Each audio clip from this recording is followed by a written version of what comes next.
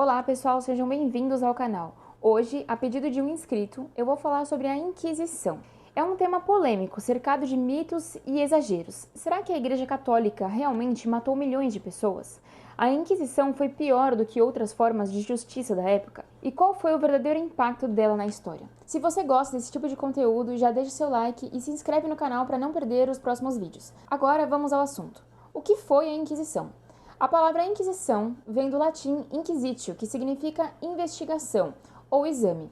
Historicamente, esse termo se refere a tribunais eclesiásticos criados pela Igreja Católica para julgar e punir heresias. Mas atenção, não estamos falando de algo uniforme e contínuo por séculos. Na verdade, existiram diferentes inquisições em momentos e contextos distintos. As principais foram Inquisição Medieval do século XIII, criada pelo Papa Gregório IX para combater heresias como a dos cátaros. Inquisição Espanhola, no século XV, estabelecidas pelos reis católicos para controlar os conversos, ou seja, judeus e muçulmanos convertidos ao cristianismo. Inquisição Portuguesa, do século XVI, seguia um modelo semelhante ao espanhol com foco nos chamados cristãos novos. E a Inquisição Romana, também do século XVI, criada para combater a reforma protestante. E aqui já podemos ver algo interessante. A Inquisição não foi um único tribunal agindo em todos os lugares ao mesmo tempo. Cada país tinha suas próprias motivações políticas e sociais para implementá-la. A Inquisição é um dos temas históricos mais distorcidos da história. Vamos desmascarar alguns dos mitos mais comuns. Mito 1. A Inquisição matou milhões de pessoas. A verdade é o seguinte, as estimativas mais confiáveis indicam que o número total de execuções ao longo dos séculos de Inquisição ficou na casa das dezenas de milhares e não milhões. Por exemplo, a Inquisição Espanhola, entre 3.000 a 5.000 execuções em cerca de 350 anos. Inquisição Portuguesa, aproximadamente 1.183 execuções entre 1536 e 1794. Inquisição Romana foi muito mais restrita e teve um número de execuções ainda menor.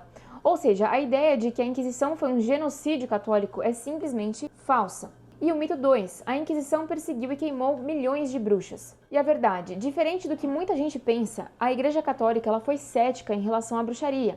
Enquanto os tribunais civis e protestantes queimavam supostas bruxas aos milhares, os tribunais inquisitoriais geralmente aplicavam penas mais leves, como advertências e penitências. A maior parte das perseguições a bruxas ocorreu em países protestantes, como Alemanha, Suíça e Inglaterra. O famoso livro O Martelo das Bruxas não era um documento oficial da Igreja e foi rejeitado por muitos inquisidores. Então sim, a Inquisição condenou algumas pessoas por bruxaria, mas em número muito menor do que o mito popular faz parecer. Mito 3. A Inquisição foi a única perseguição religiosa da história. Perseguições religiosas aconteceram em várias épocas e não foram exclusividade da Igreja Católica. A Revolução Francesa, cerca de 30.000 católicos foram mortos, incluindo padres e fiéis. Perseguições comunistas do século XX. Na União Soviética, cerca de 200.000 clérigos foram executados. Guerra dos Crísteros, 1926 a 1929. O governo mexicano fechou igrejas e matou milhares de católicos. Ou seja, enquanto se fala muito da Inquisição, pouca gente lembra que a Igreja Católica já foi e ainda é uma das instituições mais perseguidas do mundo. Agora você pode estar se perguntando, mas e a Igreja? Ela já se posicionou sobre os erros da Inquisição? Sim, no ano 2000, durante o Grande Jubileu, o Papa João Paulo II pediu perdão pelos erros cometidos por membros da Igreja no passado, incluindo os abusos da Inquisição. Além disso, um relatório publicado pelo Vaticano em 2004 mostrou que, embora a Inquisição tenha cometido excessos, a sua imagem popular é carregada de exageros históricos. Hoje, a Igreja não apoia nenhum tipo de coerção na fé. O próprio Catecismo da Igreja Católica enfatiza a liberdade religiosa e a evangelização sem imposição. Então vamos abrir aqui o Catecismo da Igreja Católica, no SIC 2108 e 2109. Resumidamente, eles condenam a coerção na fé e defendem o respeito à liberdade religiosa. Mas vamos ler. O direito à liberdade religiosa não significa nem a permissão moral de aderir ao erro, nem um suposto direito ao erro, mas um direito natural da pessoa humana à liberdade civil, quer dizer, a imunidade de coação externa nos justos limites em matéria religiosa da parte do poder político. Este direito natural deve ser reconhecido no ordenamento jurídico da sociedade, de tal maneira que constitua um direito civil. 2109. O direito à liberdade religiosa não pode ser por si mesmo nem ilimitado, nem limitado apenas por uma ordem pública entendida de maneira positivista ou naturalista.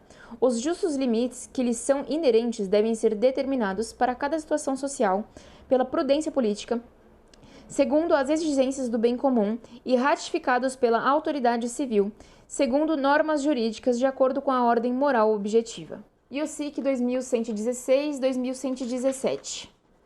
Todas as formas de adivinhação hão de ser rejeitadas, recurso a Satanás ou aos demônios, evocação dos mortos ou outras práticas que erroneamente se supõe descobrir o futuro. A consulta aos horóscopos, a astrologia, a quiromancia, a interpretação de presságios e da sorte, os fenômenos de visão, o recurso a médiuns escondem uma vontade de poder sobre o tempo, sobre a história e finalmente sobre os homens, juntamente com o desejo de ganhar para si os poderes ocultos. Essas práticas contradizem a honra e o respeito que, unidos ao amoroso temor, devemos exclusivamente a Deus. Todas as práticas de magia ou de feitiçaria com as quais a pessoa pretende domesticar os poderes ocultos para colocá-los a seu serviço e obter um poder sobrenatural sobre o próximo, mesmo que seja para proporcionar a este a saúde, são gravemente contrárias à virtude da religião. Essas práticas são ainda mais condenáveis quando acompanhadas da intenção de prejudicar a outrem ou quando recorrem ou não à intervenção dos demônios. O uso de amuletos também é repreensível. O espiritismo implica frequentemente práticas de adivinhação ou de magia. Por isso, a Igreja adverte os fiéis a evitá-lo. Os recursos às práticas médicas ditas tradicionais não legitima nem a invocação dos poderes maléficos nem a exploração da credulidade alheia. Então, o SIC 2116 e 2117 condena práticas de ocultismo e magia, mas sem incentivar perseguições. Ou seja, a Igreja reconhece que errou em alguns momentos da história, mas também reforça que muita coisa dita sobre a Inquisição não passa de distorção. Então, a Inquisição foi tão terrível assim? É importante entender a Inquisição dentro do seu contexto histórico. Na época, a heresia não era apenas uma questão religiosa, mas também uma ameaça à estabilidade social e política. Praticamente todos os governos da Idade Média e da Idade Moderna puniam heresias de forma severa.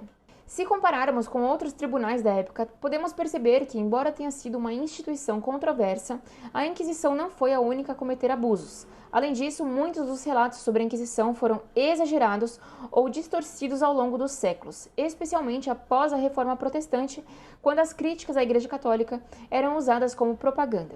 A história da Inquisição, portanto, deve ser vista com mais nuance. A Igreja, como instituição humana, também cometeu erros graves, mas devemos também lembrar que, ao longo do tempo, a Igreja tem se posicionado de forma diferente em relação a esses eventos. Agora que entendemos a Inquisição, um outro capítulo da história que também envolveu perseguições religiosas é o período dos Vikings. Isso mesmo, os Vikings não eram apenas saqueadores, mas também um dos grupos que perseguiu e atacou cristãos durante a Idade Média. A Era Viking ocorreu aproximadamente entre os séculos 8 e 9, e durante esse período os vikings realizavam invasões violentas em várias regiões da Europa. Eles atacaram mosteiros, igrejas e comunidades cristãs em busca de riqueza, mas também por motivos religiosos. Para os vikings, o cristianismo representava uma ameaça à sua fé pagã. O primeiro grande ataque viking aconteceu em 793 d.C., quando o mosteiro de Lindisfarne, na Inglaterra, foi saqueado. Esse ataque foi um marco para a Era dos Vikings e ficou na história como o começo dos ataques sistemáticos a lugares de cultos cristãos. Após esse ataque, muitos outros lugares foram devastados. Na Irlanda, Escócia e até algumas regiões do Império Romano, igrejas e mosteiros foram destruídos e os monges e cristãos mortos ou feitos prisioneiros. Um dos episódios mais marcantes foi o massacre do dia de São Brício, em 1002 d.C., onde o rei da Inglaterra, na época, em uma tentativa de se vingar dos ataques vikings, mandou matar todos os vikings residentes no país, inclusive os que já tinham se convertido ao cristianismo. A história dos vikings não é apenas marcada pela violência. Com o tempo, muitos desses guerreiros nórdicos se converteram ao cristianismo. Reis como Haroldo da Dinamarca, em 965 d.C., Olaf da Noruega, em 1995 d.C., tomaram a decisão de se converter e em seguida espalhar a fé cristã entre os vikings, às vezes até de forma forçada. Essas conversões ajudaram a espalhar o cristianismo pela Escandinávia, e muitas das tribos que antes saqueavam igrejas começaram a adotar os costumes e crenças cristãs. A série Vikings traz para o público essa tensão entre o paganismo dos vikings e o cristianismo, abordando a história dessa época com algumas liberdades dramáticas, claro. Logo no primeiro episódio, vemos o ataque ao mosteiro de Lindisfarne e como os vikings, liderados por Ragnar Lothbrok, saqueiam a ideia e matam os monges. A série também traz o personagem Athelstan, um monge cristão que é capturado e trazido para viver entre os vikings, o que representa bem o choque entre as duas religiões. Ao longo da série, vemos a conversão de muitos vikings, como Rollo, irmão de Ragnar, que se converte ao cristianismo ao se estabelecer na Normândia. Isso traz à tona o dilema dos vikings, que inicialmente viam o cristianismo como uma ameaça, mas aos poucos passaram a se adaptar à nova religião. Os vikings, durante a Era Viking, foram responsáveis por uma série de perseguições e ataques contra cristãos. Eles viam a religião cristã como uma ameaça ao seu próprio sistema de crenças, e essa hostilidade gerou inúmeros saques e massacres. No entanto, ao longo do tempo, muitos vikings se converteram ao cristianismo e até mesmo alguns deles tornaram-se defensores da fé cristã. A série Vikings dramatiza esses eventos históricos e coloca em evidência o conflito religioso que caracterizou essa época. Embora tenha liberdade para criar algumas situações ficcionais, a série faz um bom trabalho em ilustrar a convivência de duas culturas e religiões opostas. Voltando à nossa discussão sobre a Inquisição, é importante perceber que, embora ela tenha sido um período controverso e com falhas graves, a Igreja Católica também foi alvo de perseguições em diversos momentos da história, como vimos durante o Império Romano, as guerras religiosas e até nas perseguições de regimes mais recentes. Hoje, a Igreja continua sendo perseguida em várias partes do mundo. Assim como os vikings, que atacaram cristãos, a história mostra que a fé cristã, ao longo do tempo, enfrentou grandes desafios e as perseguições não se limitaram à Igreja Católica. A Inquisição foi um período complexo da história e entender seus detalhes é essencial para dissipar os mitos que a cercam.